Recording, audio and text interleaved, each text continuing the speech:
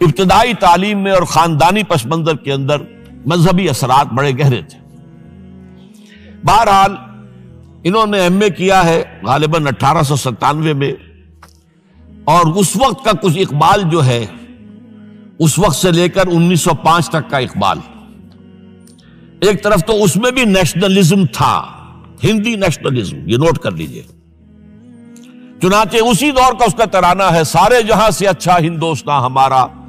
آج بھی جو ہندوستان کا ریڈیو ہے اور ہندوستان میں حکومت کے زیر اہتمام اس ترانے کی جو ہے وہ بڑی سرپرستی ہوتی ہے، بہت اس کو جو ہے نشر کیا جاتا ہے، سارے جہاں سے اچھا ہندوستان ہمارا، ہم بلبلیں ہیں اس کی، وہ گلستاں ہمارا۔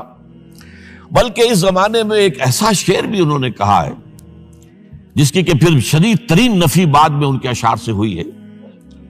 انہوں نے ایک نیا شوالہ کے نام سے جو نظم لکھی کہ سچ کہہ دوں اے برہمن گر تو برا نہ مانے، تیرے صنم قدوں کے بت ہو گئے پرانے۔ اسی میں ایک شعر ہے کہ پتھر کی مورتوں میں سمجھا ہے تو خدا ہے، خاک وطن کا مجھ کو ہر ذرہ دیوتا ہے، خاک وطن کا مجھ کو ہر ذرہ دیوتا ہے۔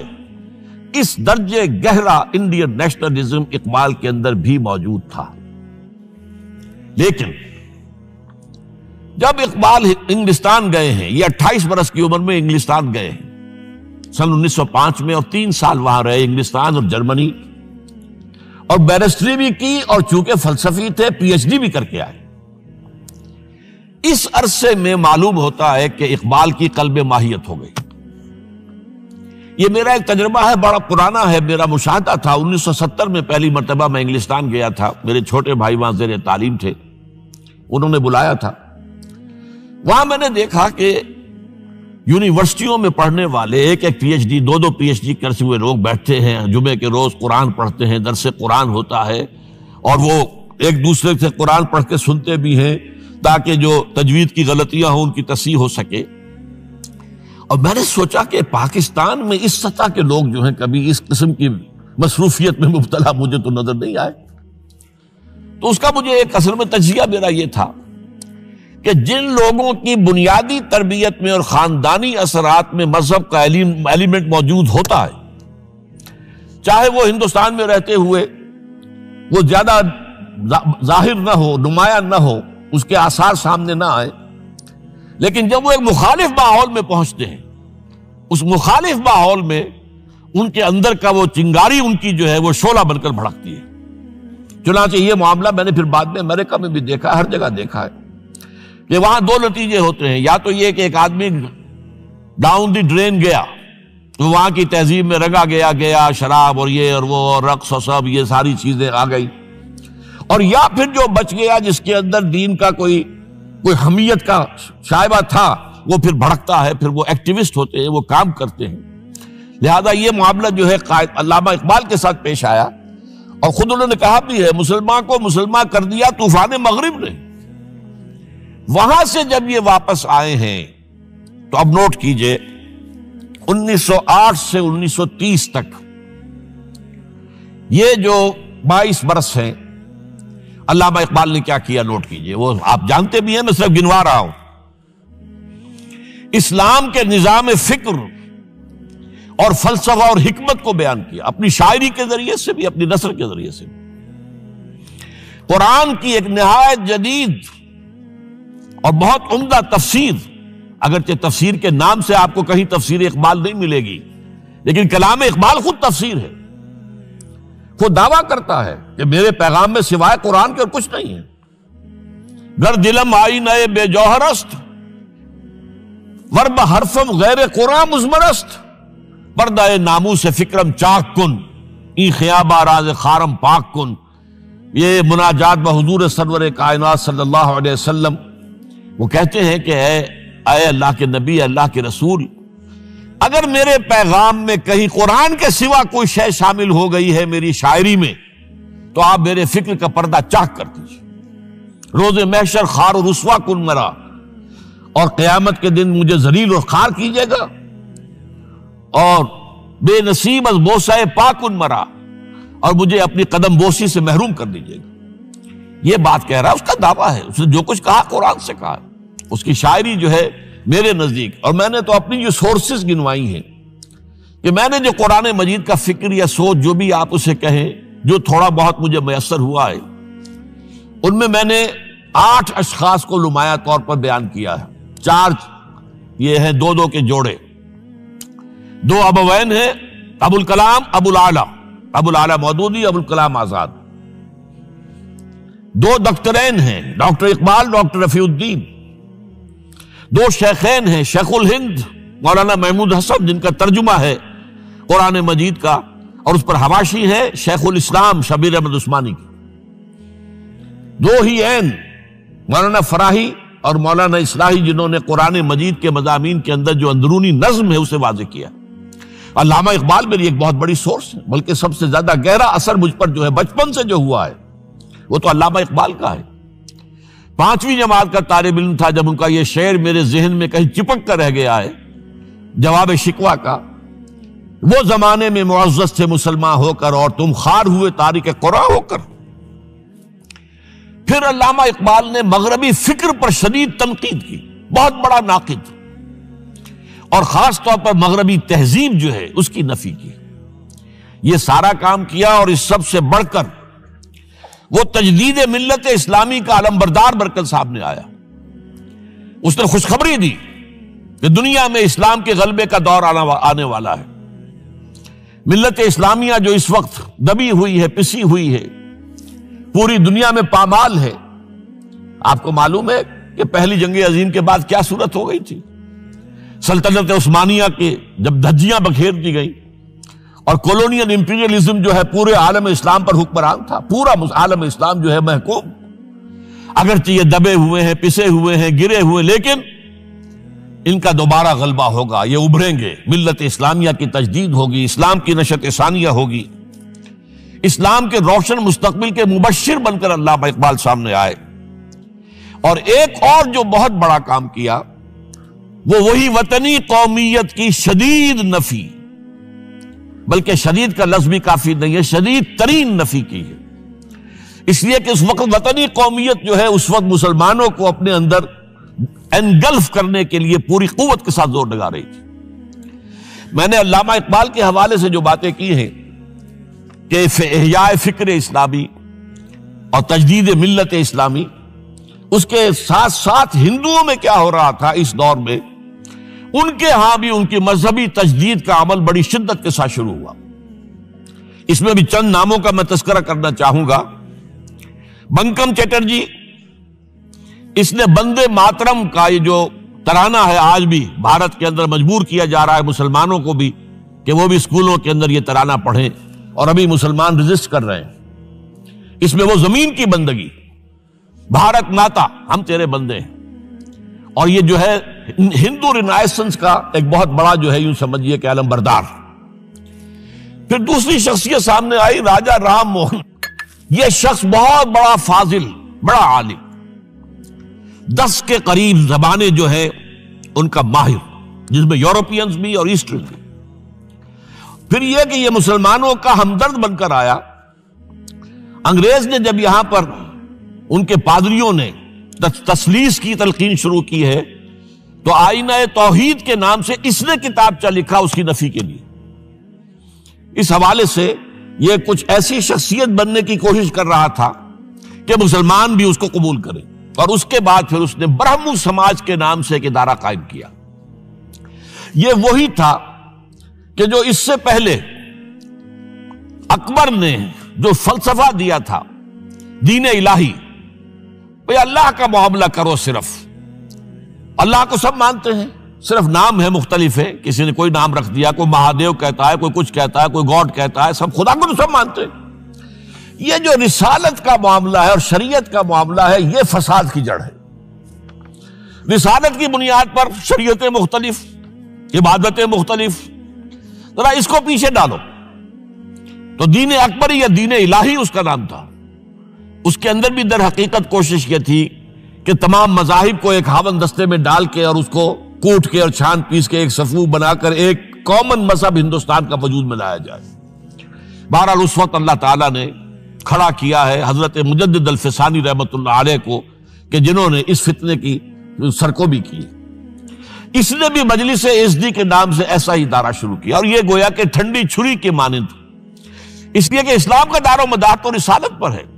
بقول اقبال بمصطفیٰ برساں خویش را کے دی ہماؤست، اگر باؤ نہ رسیدی تمام بول آبیست. اسلام کا تو سارا معاملہ، دین جو ہے اس کا سارا جو مدار، دار و مدار ہے، وہ رسالت پر ہے، نبوت پر ہے. اسی پر شریعت کا سارا دار و مدار ہے.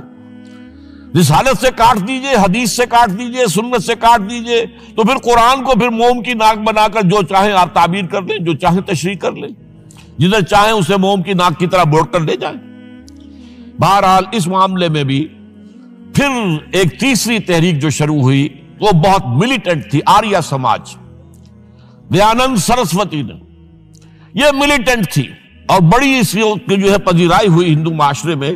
انہوں نے کھل کر یہ کہا کہ ہندوستان صرف ہندوؤں کا ملک ہے، یہاں مسلمانوں کے لیے کوئی جگہ نہیں، لہذا یا ہندو ہو جائیں مسلمان اور یا پھر یہاں سے ہجرت کر جائیں. کھل کر آریہ سماج، اسی کے تحت پھر مہاسبھا بنی، اسی کے تحت RSS، انتہائی ملیٹنٹ آرگنائزیشن جو ہے ہندوؤں کی، یہ سب جو ہے دیانند سرسوتی کا.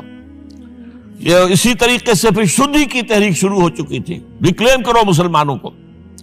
یہ ہم ہی میں سے تھے، ان کے آباء و اجداد کہیں جو ہے مسلمان ہو گئے، انہیں واپس لو. چنانچہ راجستھان کے علاقے میں جہاں بڑی جہالت تھی، مسلمانوں میں علم نہیں تھا، بس کہیں بزرگوں کے کسی زیر اثر فیض سے، کسی صوفی کے، وہ اسلام تو لے آئے لیکن تربیت کا کوئی انتظام ہوا ہی نہیں، مسلمان حکومتوں نے کیا ہی نہیں، کچھ بھی نہیں کیا. تو نتیجہ یہ نکلا کہ بڑے پیمانے پر شدھی کی تحریک ہو رہی تھی. میوات کے علاقے میں بڑی تیزی کے ساتھ مسلمان جو میو تھے وہ ہندو ہو رہے تھے. اسی پر تحریک اٹھائی ہے مولانا الیاس رحمت اللہ علیہ نے. ان کا مقابلہ کرنے کے لیے، اس تحریک کا، اس شدھی کی تحریک کا مقابلہ کرنے کے لیے یہ تبلیغی جماعت کا نظام بنایا تھا کہ بس 6 باتیں لو اور جاؤ، دیہات میں جاؤ، چنے لے کر گڑ لے کر جاؤ، کسی کا کھانا نہ کھاؤ، اپنا کھانا کھاؤ، کوئی تنخواہ نہیں، اور دین کی تبلیغ کرو. یہ نظام ان کا در حقیقت اسی شدھی کی تحریک کے جواب میں شروع ہوا. پھر سنگٹن کی تحریک شروع ہوئی کہ ہندوؤں کو سب کو جمع کر لیا جائے. اب اس اعتبار سے ذرا نوٹ کیجئے، علامہ اقبال نے جو نفی پھر وطنیت کی ہے، اتفاق سے یہاں یہ اشعار لکھے ہوئے ہیں: اس دور میں میں اور ہے، جام اور ہے، جم اور، ساقی نے بنا کی روش لطف و ستم اور، تہذیب کے آزر نے ترشوائے صنم اور، مسلم نے بھی تعمیر کیا اپنا حرم اور، ان تازہ خداؤں میں بڑا سب سے وطن ہے، جو پیرہن اس کا ہے وہ مذہب کا کفن. اب ذرا قلب ماہیت کا اندازہ کیجئے. وہی شخص جو کہہ رہا تھا کہ خاک وطن کا مجھ کو ہر ذرہ دیوتا ہے، وہ آج اس وطن کو ایک سب سے بڑا بت قرار دے کر اور اس کا قلع قمع کرنے کے لیے کس قدر زوردار الفاظ جو ہے. اور یہی دوسری طرف یہ بت کہ تراشیدہ تہذیب نوی ہے. یہ جو نیشن سٹیٹ کا تصور ہے، یہ 18ویں صدی سے یورپ میں شروع ہوا. نیشن سٹیٹ، ایک ملک میں رہنے والے سب شہری ہیں، برابر ہیں، اور ان کے اندر مذہب کا اختلاف ہو، یہ اس کا کوئی حیثیت نہیں. مذہب تو پرائیویٹ معاملہ ہے، ہاں جو سرکاری سطح پر ہوگا معاملہ، اجتماعی معاملات جو ہے وہ کسی مذہب سے طے نہیں ہوں گے. یہ نیشن سٹیٹ کا تصور. یہ بت کہ تراشیدہ تہذیب نوی ہے، غارت گرے کاشانہ دین نبوی ہے، بازو تیرا توحید کی قوت سے قوی ہے، اسلام تیرا دیس ہے تو مصطفی ہے، نہ زارہ دیری نہ زمانے کو دکھا دے، اے مصطفی خاک میں اس بت کو ملا دے. اس سے بھی زیادہ مجھے ملا ہے ایک ان کے قطعہ جو ہے: منزل راہ رواں دور بھی دشوار بھی ہے، کوئی اس قافلے میں قافلہ سالار بھی ہے، بڑھ کے خیبر سے ہے یہ مارکہ دین و وطن. خیبر، غزوہ خیبر سے کہیں بڑھ کر یہ دین و وطن کا مارکہ، کہ ہمارے نزدیک ہماری قومیت کی بنیاد ہمارا دین. آج دنیا یہ کہتی ہے کہ قومیت کی بنیاد وطن ہے. یہ جو مارکہ دین و وطن ہے، بڑھ کے خیبر سے ہے یہ مارکہ دین و وطن. اس زمانے میں کوئی حیدر کرار بھی ہے. تو واقعہ یہ ہے کہ علامہ اقبال نے اس سلسلے میں وہ رول بھی پلے کیا کہ جو حضرت مجدد الفسانی رحمت اللہ علیہ نے دین اکبری کا قلع قبا کرنے میں ادا کیا تھا، اور اس میں کوئی شک نہیں ہے۔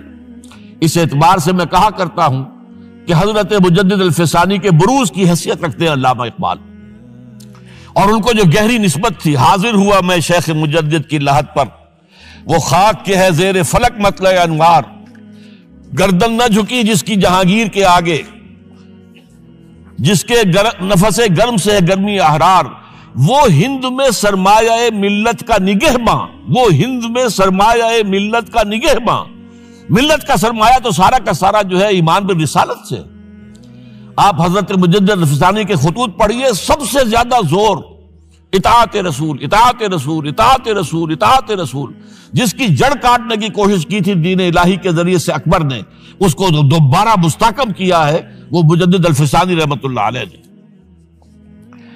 اب آئیے 1930 کا ماہ دسمبر، اس میں ایک بات ہم دیکھ چکے، محمد علی جناح ہندوستان کی سیاست سے مایوس ہو کر ملک چھوڑ کر انگلستان میں جا کر آباد ہو چکے، اور اس ضمن میں ایک واقعہ میں آپ کو سنا دوں۔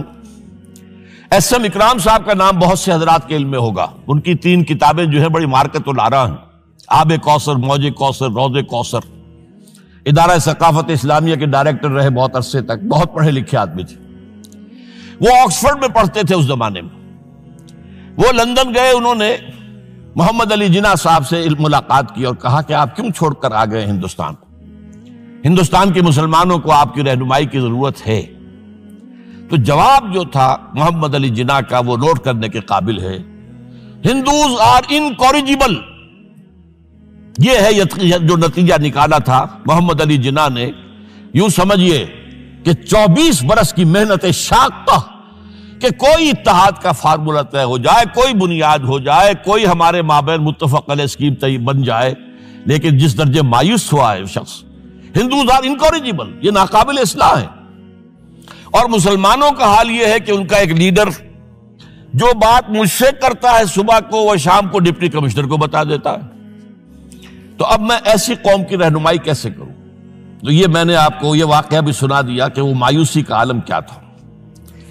لیکن اب جو ہے 1930 میں، جبکہ مسلم انڈیا کا ایک سورج تو غروب ہو گیا تھا، مغرب میں جا کر بیٹھ گیا، مغرب میں سورج غروب ہوتا ہے، ایم اے جناح تو وہاں بیٹھ گئے۔ ایک سورج اب طلوع ہوا ہے مسلم لیگ کے پلیٹ فارم پر، یہ ہے علامہ اقبال۔ 1930 کا جو ان کا خطبہ ہے الہ آباد کا، وہ بہت اہم، بہت اہم، بہت اہم۔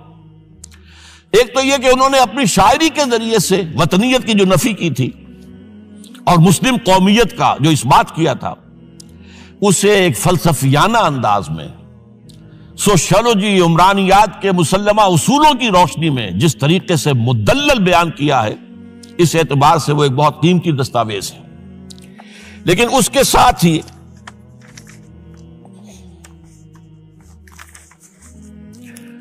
انہوں نے ایک تجویز پیش کی، وہ اور یوں بھی کہیے کہ ایک پیشن گوئی کی۔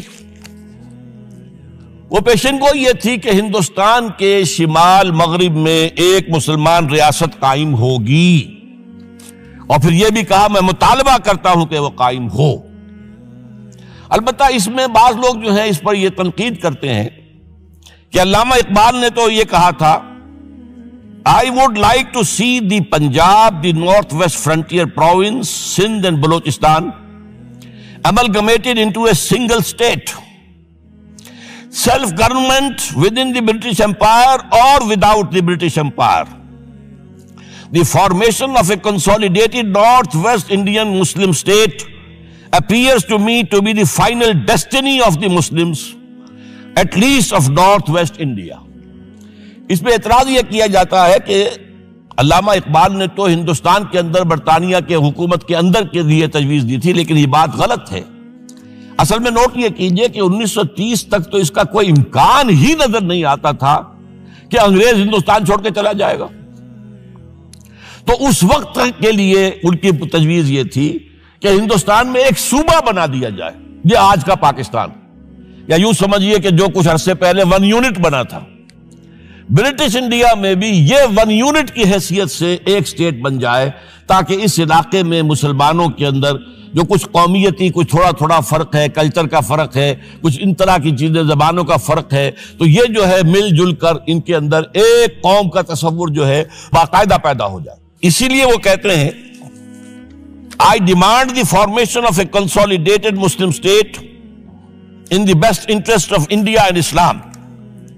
اب اس میں وہ بات یہ کہتے ہیں کہ for Islam it will be an opportunity to rid itself of the stamp that Arabian imperialism was forced to give it, to mobilize its laws, its education, its culture, and to bring them into closer contact with its own original spirit and with the spirit of the modern time۔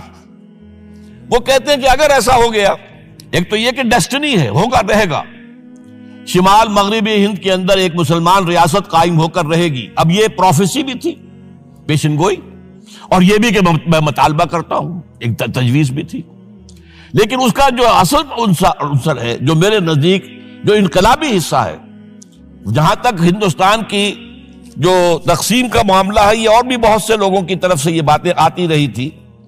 میرے پاس یہاں پہ 14 نام لکھے ہوئے ہیں جنہوں نے ہندوستان کی تقسیم کا تذکرہ کیا، لیکن جس انداز میں، جس پلیٹ فارم پر آل انڈیا مسلم لیگ کا جو اینول سیشن ہے اور اس میں صدر کی حیثیت سے خطبہ دے رہا ہے ایک شخص، تو یہ حیثیت جو ہے یہ بہت نمایاں، اور اس میں جس انداز میں بات کہی گئی ہے اس میں جو ایک پازیٹیو عنصر ہے۔ اگر ایسا ہو گیا، ایک نارتھ ویسٹ آف انڈیا میں مسلمان ریاست قائم ہو گئی، تو ہمیں ایک موقع مل جائے گا کہ عرب امپیریلزم، اب نوٹ کیجئے، عرب امپیریلزم سے مراد کیا ہے؟ عربوں کا دور ملوکیت۔ اس سے پہلا کیا تھا؟ خلافت راشدہ، اصل اسلام۔ دور بنو امیہ تو اصل اسلام نہیں تھا، حکومتی سطح پر تو بالکل اسلام نہیں تھا۔ وہی دور ہے جس میں کہ سانحہ کربلا ہوا ہے، واقعہ حرہ ہوا ہے، ظلم کی انتہا ہوئی ہے، سینکڑوں تابعین کو حجاج ابن یوسف نے شہید کیا ہے۔ اس کو حدیث کے اندر بھی کہا گیا ہے ملکن اعظم، کاٹ کھانے والی ملوکیت۔ اس کے بعد جو ہے دور آیا ہے بنو عباس کا، وہ محل بنے ہیں شاندار، جو ہے جو بھی بادشاہوں کے ہاں ہوتا تھا وہ سارا کا سارا معاملہ آیا ہے۔ تو اب دنیا اسلام کو ان کے آئینے میں دیکھتی ہے، وہ سمجھتی ہے یہ اسلام ہے، لہذا اس میں تو کوئی شے ایسی نہیں ہے جو اٹریکٹ کر سکے، جو کسی قوم کو اسلام کی طرف جو ہے وہ کھینچ سکے۔ تو یہ جو امپریشن ہے، جو کہ اس دور ملوک کی عرب امپیریلزم کا لفظ استعمال کیا ہے، اسلام کے چہرے پر جو بدنما داغ اور دھبے آ گئے ہیں، انہیں ہٹا کر وہ جو اس کی اوریجنل پیورٹی ہے، اور ظاہر بات ہے کہ دور ملوکیت سے پہلے خلافت راشدہ، تو گویا کہ اس میں اگرچہ نام خلافت راشدہ کا نہیں لیا گیا ہے، لیکن یہ ہے کہ بات مراد وہی ہے، لیکن اور اس میں بھی جو بڑی حکیمانہ بات ہے کہ ہم اس کو they bring them into closer contact with its old original spirit، جو اصل اسلام کی اصل روح ہے، and with the spirit of the modern times، اس زمانے کے جو تقاضے ہیں ان کے مطابق اجتہاد کے دروازے کو کھول کر، اور ہم ایک ایسا نظام جو ہے وہ یہاں پر قائم کریں۔ یہ ہے وہ چیز کہ جس نے تحریک مسلم لیگ کے اندر ایک مثبت جذبہ، یہ نوٹ کر لیجئے میرے الفاظ، 1906 سے لے کر 1930 تک تحریک مسلم لیگ صرف ایک منفی موٹیو پر چل رہی تھی، منفی، نیگیٹو، خوف، ہندو کا خوف، ہندو دبا لے گا، ہندو ایکسپلائٹ کرے گا، ہندو معاشی طور پر بھی، تہذیبی طور پر بھی، ثقافتی طور پر بھی، مذہبی طور پر بھی شدی کی تحریک چل رہی ہے، ہمیں راستہ دکھایا جا رہا ہے، ہندوستان چھوڑ دو اور بھاگ جاؤ، چلے جاؤ۔ یہ سارا خوف کا عنصر تھا، اور اس میں تحفظات تلاش کرنے، کوئی ایسی یقین دہانیاں کہ وہ مسلمانوں کے حالات بہتر ہو جائیں، اس کے علاوہ کوئی اور موٹیو نہیں تھا، یہ منفی موٹیو تھا۔ اور اس کی وجہ ساتھ ہی یہ ہے کہ مسلم لیگ اس وقت تک کوئی عوامی جماعت تھی ہی نہیں، بلکہ کچھ خواص، جو اونچے لوگ، نوابوں اور نواب زادوں اور ان ایسے لوگوں کی جو ہے یہ ایک جماعت تھی۔ لیکن 37 میں جو یہ انجیکشن لگا ہے یہ پازیٹیو ہے۔ اس کی مثال میں دیا کرتا ہوں کہ کوئی مریض پڑا ہوا اپنے بیڈ پر اور گلوکوز کی بوتل لگی ہوئی ہے اور ایک ٹیوب چل رہی ہے، تو اس کے اندر ہی کوئی اب انجیکشن لگانا ہے تو اس ٹیوب میں لگا دیتے ہیں، ایسا نہ ہو کہ کوئی اور پرک دینی پڑے مریض کو اور اسے تکلیف ہو۔ تو گویا کہ مسلم لیگ کا جو بھی وہ ایک نظام تھا، اس میں ایک انجیکشن لگایا ہے علامہ اقبال نے 1930 کے خطبے میں۔ اگلی بات، اس کے بعد یہی انجیکشن علامہ اقبال نے لندن میں مسٹر محمد علی جناح کے ذہن و فکر میں لگایا ہے۔ اس کا واقعہ کیا ہے؟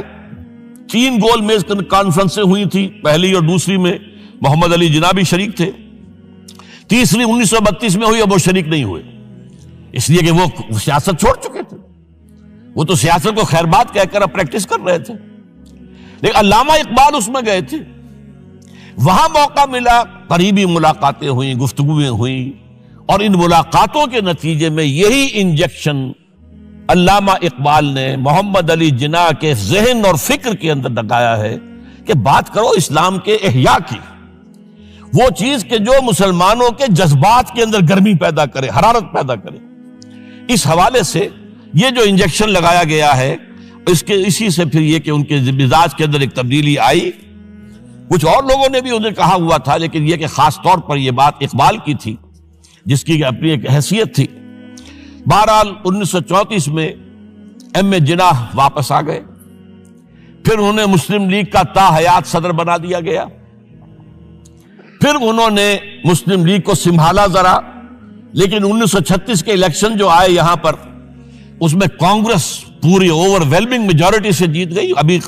ابھی محمد علی جناح کو موقع ملا ہی نہیں تھا کہ ابھی مسلم لیگ کو سنبھال سکتے، اور ان جو وزارتیں بنی تھی اس دور میں کانگریس کی، انہوں نے جو سلوک مسلمانوں کے ساتھ کیا، جو مظالم ڈھائے، جو انہیں دبایا اور ان کے حقوق کو پامال کیا، اس سے وہ نیگیٹو جو ایک موٹیو تھا وہ بھی اور قوی ہو گیا۔